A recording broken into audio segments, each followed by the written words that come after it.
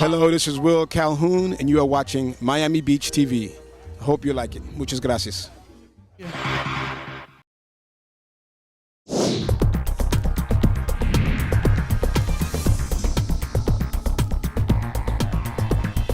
I specifically wanted to come here. On this edition of CityVision, Miami Beach is ground zero for the national discussion about sea level rise.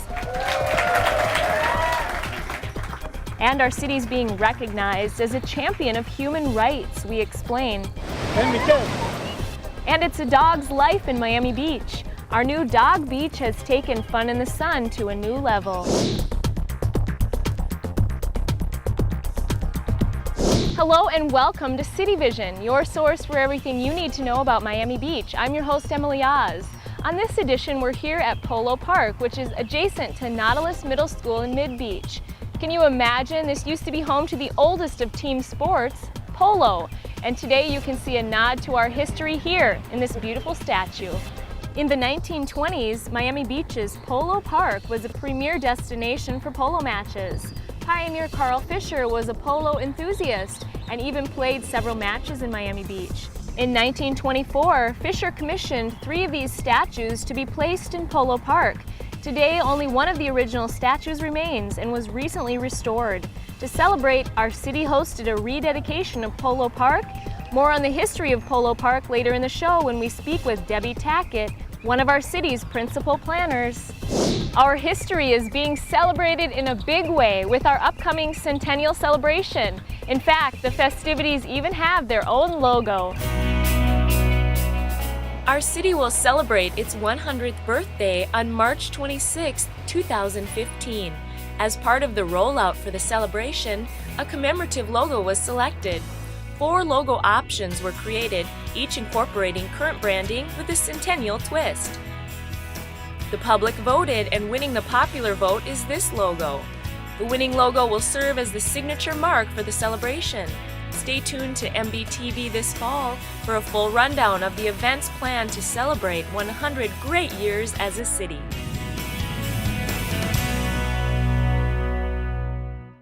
Our city continues to evolve into a better place to live, work, and play, and that includes finding and paying for parking.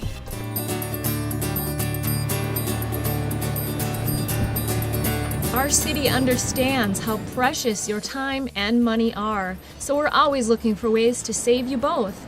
And the new free parking app, Park Mobile, does just that. This is a great day in Miami Beach.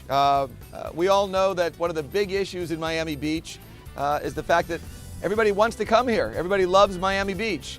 The issue is parking. And a lot of times when people go to park, they have to get out of their cars, and they got to put those quarters in, and as you know, it's challenging. You may not have change. You're trying to swipe your credit card, and it's very exciting that we now have this new app called Park Mobile. And this is going to allow you to literally stay in your car, put your license plate number, use the app, and be able to literally get your parking meter accomplished by using your smartphone. And it's a long time coming, and we're very, very excited. It's something that we all promised that we would do, and here it is. Park Mobile was launched to much fanfare. The free app is available for download on both iPhone and Android. And for residents, there are discounts when you register at the Miami Beach Parking Department's Customer Service Center. The discounts are at the South Beach parking meters, which cost $1 per hour instead of $1.75. And there's no app fees for residents. You simply enter the unique location ID, called a zone number, into your app, select the amount of time you're going to park, and voila, your parking session is started. The beauty of our system is that we notify you immediately that your parking has begun. I call it the security blanket. And remember, our Park Me Miami Beach app, which gives you turn-by-turn directions to the closest municipal parking in our city, is also linked to our Park Mobile application. For more information on both apps, please visit our parking department online, miamibeachfl.gov/parking. Mobile payments for parking, just another way Miami Beach is making parking a snap for you, our residents and visitors. Miami Beach has always prided itself on welcoming diversity, and now the whole country can see just how inclusive we are thanks to an impressive distinction. The city of Miami Beach earned a perfect score of 100 points on the Human Rights Campaign's Municipal Equality Index, making it the highest-ranking city in the state of Florida and the second in the country. I would like to present the City of Miami Beach with the Top Municipality for LGBT Equality Award for their perfect score on the 2013 MEI. The report on LGBT equality in America's cities by the Human Rights Campaign, the nation's largest LGBT civil rights organization, rated 291 cities across the nation. Here are some of the efforts that garnered us the perfect score. The Miami Beach GLBT Business Enhancement Committee advises the mayor and commission on policies and legislation to ensure equality. As such, enacted policies and legislation. A lot of the legislation that we work on and a lot of the things that we focus on is how to ensure equality, but also how to support these small businesses that are here and that want to do business in the city of Miami Beach. It makes it the perfect place to live, work, and play for LGBT residents. The City Commission unanimously passed a human rights ordinance that protects gay, lesbian, transgender, and intersex people from discrimination and establishes a domestic partner registry and employee benefits.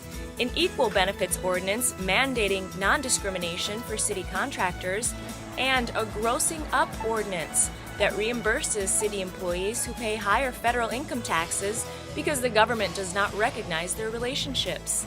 Our city welcomed the work of community partners on these issues. But it's also different working in Miami Beach because this is a city commission that when we come to them to pass policies, and I look out at former Mayor Maddie Bauer, and I remember a conversation we had with her years ago, and this is a commission that doesn't just say, okay, what do we have to do to make it right? They say, what can we do to make our policies the very strongest in the country? So, and that's absolutely worth it. The Miami Beach Police Department also appointed a police liaison to the LGBT community, enacted one of the first policies in the country detailing proper police interaction with transgender people, and prioritized hate crimes and prosecution. And not to be topped, our police department is now assisting at the federal level with regards to human rights. What we're most proud of in the last year is we've been helping the Department of Justice, one of many police departments, come up with a training that they're going to roll out to law enforcement agencies around the country, as well as their own government agencies on interactions with the transgender community. To see the index, visit the Human Rights Campaign online at hrc.org. Not only do we welcome diversity, we celebrate it. Let's recap the 6th annual Miami Beach Gay Pride Parade.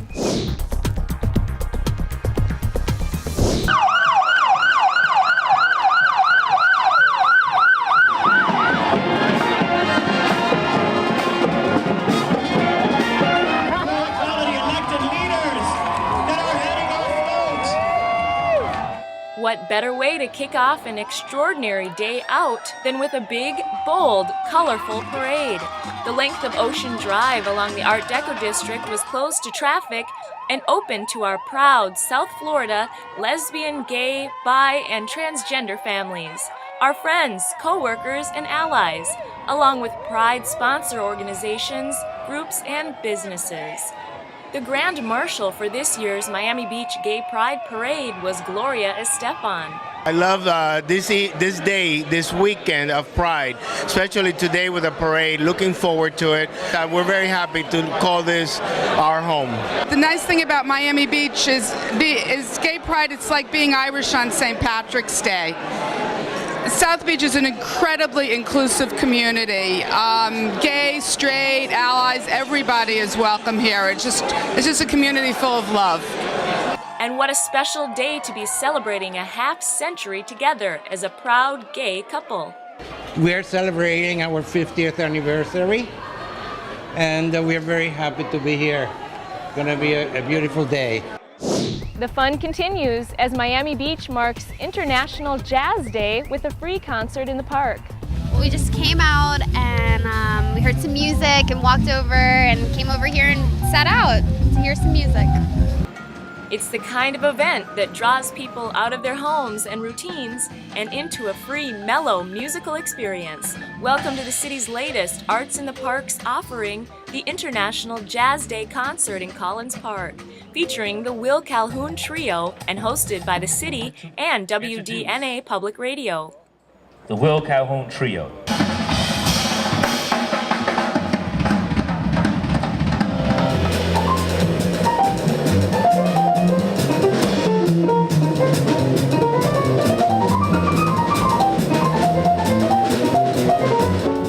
I heard about the concert tonight and I was very excited, and I emailed a bunch of friends, and I think many of them will show up. And the idea is just to have a nice picnic in the park and enjoy some nice live jazz music, so it's exciting. Residents use our city's communication tools to find out about events like these and what's happening in our city. How did you find out about it? The Miami Beach magazine, that's actually a pretty good resource. I enjoy that because it's, it's not too cumbersome, it's not too many pages, but it really highlights what's going on. MB Magazine is delivered to the mailboxes of residents on a quarterly basis. Other places you can find MB News is on our Facebook page, Twitter, and of course, always check mbculture.com for the latest art and culture events in the city. Even subscribe to their regular email blasts. I did not know it was Jazz Day until I saw it on mbculture.com. Residents are often surprised by the wealth of free events happening in our city all year round. I think the programming that's been going on over the last year has just been awesome. It's been really fun to check out these little things here and there, and I'm really happy that we have this beautiful area to live in and enjoy. And I love Miami Beach. It's awesome.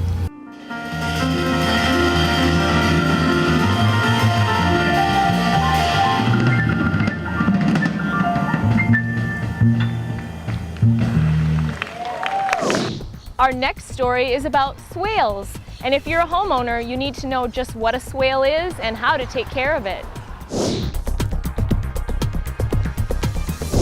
The areas between property lines and the edge of the paved roadway serve a greater purpose than providing space for parking or giving your property curb appeal. Swales play an important role in keeping our city green and clean. For one thing, swales serve as an area of natural drainage.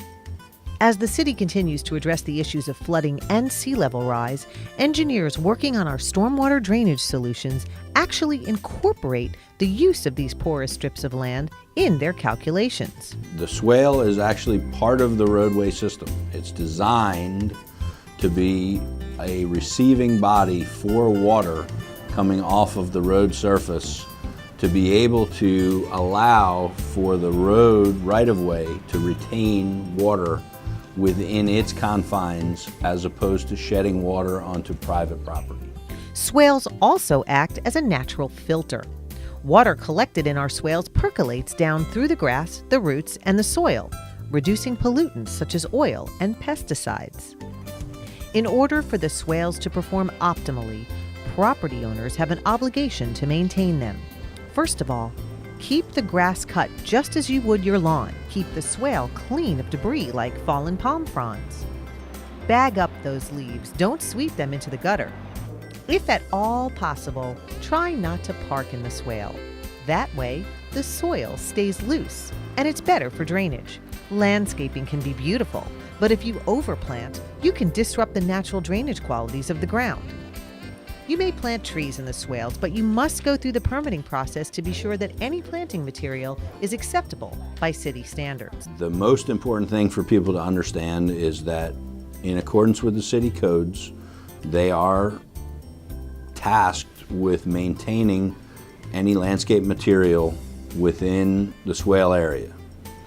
Even though it falls on city property, it's still the responsibility of the abutting property owner. That includes multifamily buildings and businesses. And yes, even if the tree in front of your swale was planted by the city, you're still responsible to maintain it and the rest of the landscaping in front of your property. Because swales are part of the public right-of-way, when the city performs roadway construction, the swales are usually included. For that reason, the city has the right to modify the swales and may advise property owners to remove landscaping or structures that are considered encroachments. If you receive a notice of intent to remove encroachments, you are given time to relocate the encroaching material from the right-of-way to your private property. In most cases, if you do not relocate the encroachment, the city will remove it at no charge in order to complete any construction. Remember, the swale areas serve the primary function of drainage. If the swale cannot perform as part of the roadway drainage system, we all have to work together to make that happen. After a quick break, we hear from Debbie Tackett, one of our city's principal planners, about the unique history of Polo Park. The police so helpful, they stop all the traffic. And keep watching to see what we're doing to encourage everyone gets around Miami Beach safely. And later in the show, we have an important role in the issues created by our rising seas. And the U.S. Senate is taking notes. We explain. A full mailbox, newspapers lining the driveway. These are all signals that you may be leaving for burglars. Stopping mail while you're away is just one of the many things you should be doing to prevent becoming a victim of thieves. Here are more helpful tips. Make sure your home alarm system is working properly, and make sure your alarm company has your correct information on file. Make sure doors and windows are locked. Use pins on sliding glass doors and windows. Invest in quality locks and alarm systems. Set your alarm when you leave, every time, no matter how long you're away. Use exterior lights to illuminate entrances to your home. And mark your valuables with your driver's license number. Keep a record of them too. Write down each item's make, model, and serial number. And remember, at all times, remain vigilant. If you see any suspicious activity or people in your neighborhood, please call our police department's non-emergency number at 305-673-7900, or if it's urgent, call 911. Together, we can prevent crime, making Miami Beach a safer place to call home. Welcome back to CityVision. Joining us now is Principal Planner Debbie Tackett to tell us a little bit more about Polo Park. Thanks so much for being with us today, Debbie. You're welcome. Thank you for having me. And so this used to be a very significant polo grounds back in the day. Tell us more about that. Yes, well, the polo grounds were actually part of Carl Fisher's Nautilus Hotel, which was constructed in 1924. In addition to the polo grounds, this vast campus, which extended west to the bay, also included a very luxurious 200-room hotel, tennis courts, putting greens, and a cabana colony. Well, that sounds fabulous. And now this statue is one of two that used to be here, correct? Correct. It's one of two polo player statues that used to be here. Now, why is it important for the city to maintain this statue and remind everyone about our rich history? The preservation and celebration of this sculpture fosters community pride, civic beauty, and an appreciation of our local history. Several years ago, this sculpture sustained significant structural damage when it was hit by a car. Since that time, the city was able to hire an art conservator who over the past few months painstakingly restored this sculpture, including the complete reconstruction of its base and the replacement of missing elements like the polo mallet that you see now today. Okay, and what else would you like to add about Polo Park? What people may not realize is that this is not the original location of our polo player. Immediately following World War II, the Nautilus Hotel was converted to a hospital, and eventually the grounds of the hotel were dismantled. This is the only remaining sculpture from the resort, and the city was able to save it and relocate it to this park in order to be enjoyed by future generations. Great, well, thanks for joining us and all this great information today, Debbie. Wonderful. Thank you. We'll be right back with more ahead on CityVision. Don't go away. Sea level rise has been in Florida. Coming up on CityVision, our city is ground zero in the discussion about sea level rise as we host a rare field hearing of the U.S. Senate. We also have a big first for our city. We launch our first dog beach. Details on how you and your pooch can enjoy sun and surf in our sanctioned dog beach. Please, you give yourself way too much credit. And it's a little dysfunctional, but that's the fun of this new comedy put on by members of our city's teen club.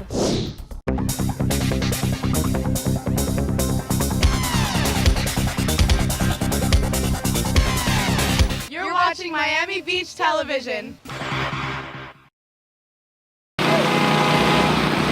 Alton Road is under construction, but it's business as usual for all the shops and restaurants. To improve your access to these businesses, Miami Beach has launched a free trolley service. The Alton West Loop trolley will travel northbound on Alton Road and southbound on West Avenue from 5th Street to Lincoln Road, with 21 stops along the way. The service will run approximately every 10 minutes from 8 a.m. to midnight, Monday through Sunday. Park at the 5th and Alton Garage, where parking will be free for up to 4 hours with a trolley voucher. Pick up, eat up, stock up. They're open for business.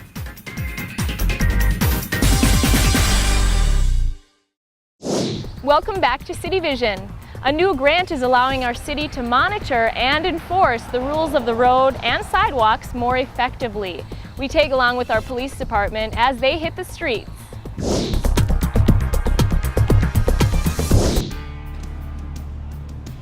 A pedestrian and bicycle safety, high visibility enforcement campaign is underway in our city thanks to a new grant program from the University of South Florida and the Florida Department of Transportation.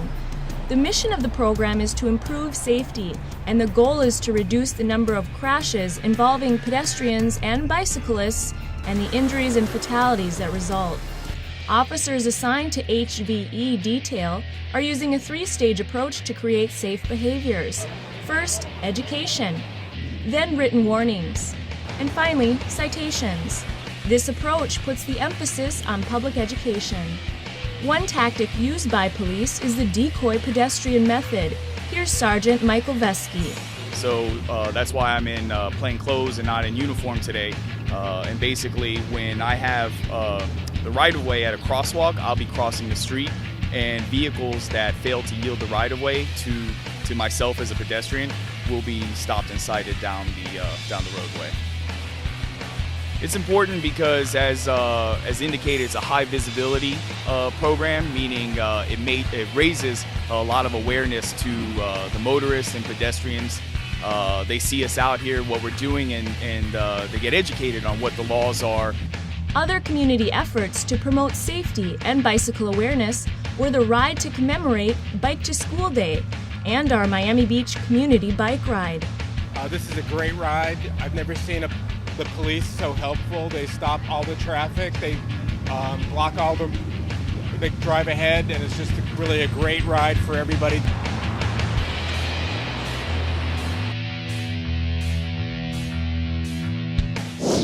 Turning now to our environment. There's a movement underway to address sea levels rising, and our city is in the national spotlight on the issue. In Earth Day like none other in Miami Beach, our city became ground zero for climate change when U.S. Senator Bill Nelson convened a rare field hearing to draw national attention to the challenges we face due to sea levels rising. I specifically wanted to come here because this is ground zero. High tide, there's flooding. Over the last 50 years, we will hear testimony. Sea level rise has been, in Florida, any place from 5 to 8 inches. It's real. 6 witnesses were called upon to speak, and what these experts and local leaders had to say will be documented as part of the official record of the United States Senate and will potentially impact public policy. Our mayor, Philip Levine, was the first to speak and express what we as a city are doing to combat the urban flooding we see on a regular basis. In coordination with the panel, Miami Beach is working diligently to address existing flooding concerns. Guided by our updated stormwater management master plan, we are upgrading our aging gravity-based stormwater infrastructure with tidal control valves, pump stations, and other innovative structures that will improve drainage by preventing seawater from entering the system and by quickly expelling floodwaters from urban areas. So that's what you're preparing to be ready for this October in Absolutely. high tides. Yes. And the cost of this must be enormous. Senator, we're projecting the cost to be anywhere from $300 and $400 million. And you already have this in the works in anticipation of this fall. We're going to be installing about 3 pumps for this fall, and the rest of the pumps will be in place over the next 2 or 3 years. In fact, Miami Beach was the first municipality, possibly in the nation, to incorporate sea level rise in our stormwater master plan. Speakers predict a grim future with a 3-foot rise in seas by the beginning of next century. But with talks like these, there is still time to prepare for what's to come. I hope that we can continue to keep this discussion going so that we can come to some reasonable conclusions of what we need to continue to do before it's too late.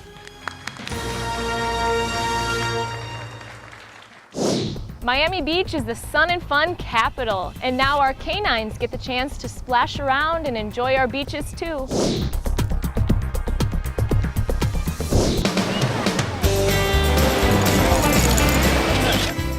The dogs had their day at the beach, and they splashed, ran, and played, taking advantage of this first-of-its-kind event in our city. Mayor Philip Levine and his boxer Earl hosted our city's inaugural Dog Beach. And now you and your furry friends can enjoy Dog Beach 3 afternoons a week here between 80th and 82nd Streets. Dog Beach will take place Fridays, Saturdays, and Sundays from 3 to 7 p.m. Dogs have to be on leashes on the beach, but can be off-leash in the swim zone, just like Riley, the golden retriever. I think this is awesome. He's in heaven. They might call it Dog Beach, but it's a little piece of heaven for him. Dogs must have current rabies tags, collars, and name tags to enter, as well as a pass. Daily passes are available for purchase on site. The cash fee is $5 for residents and $10 for non-residents.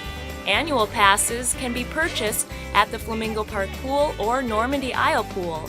For more details, please visit MiamiBeachParks.com. It's so fun. We could bring the dogs to the beach. It's a lot of fun, yeah.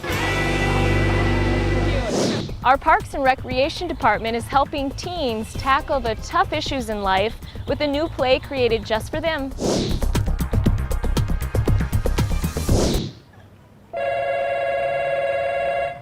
Good day, Michael Meyer Research and Recovery. This is Cheryl. How may I help you? No, sir. I'm just a receptionist. So how can I try to help you? The City of Miami Beach Teen Club proudly presented their brand new comedy, Dysfunctional, which debuted at the North Shore Park Bandshell. I can't believe you! No, but they gawk at me, honey. Please, you give yourself way too much credit. Oh, no, she didn't. No. Yes, I did. Do you want some of this? Dysfunctional was derived from the hilarious TV sitcom The Office. This theatrical comedy displays everyday scenarios in the workplace. The play tackles important issues such as sexual harassment, racism, and sexism. The main message to this play is basically about sexual harassment because everyone kind of gangs up on this one girl and says things to her in a sexual manner. And we, at the end, figure out that it might not be okay to do things like that. 15 cast members carried out the hilarious performance, which put an interesting spin on the 9-to-5 workplace.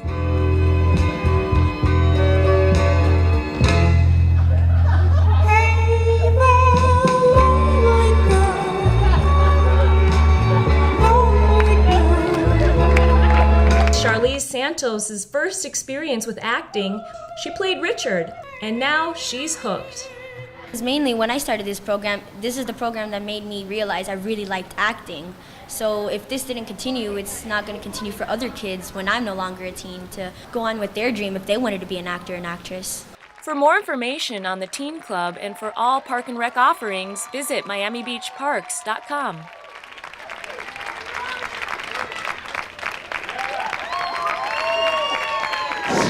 And that wraps up this edition of CityVision. Thanks for watching. We leave you today with a look at the surf camp hosted by our Parks and Recreation Department this spring.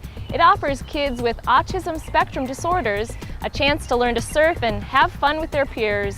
Bye-bye, everyone.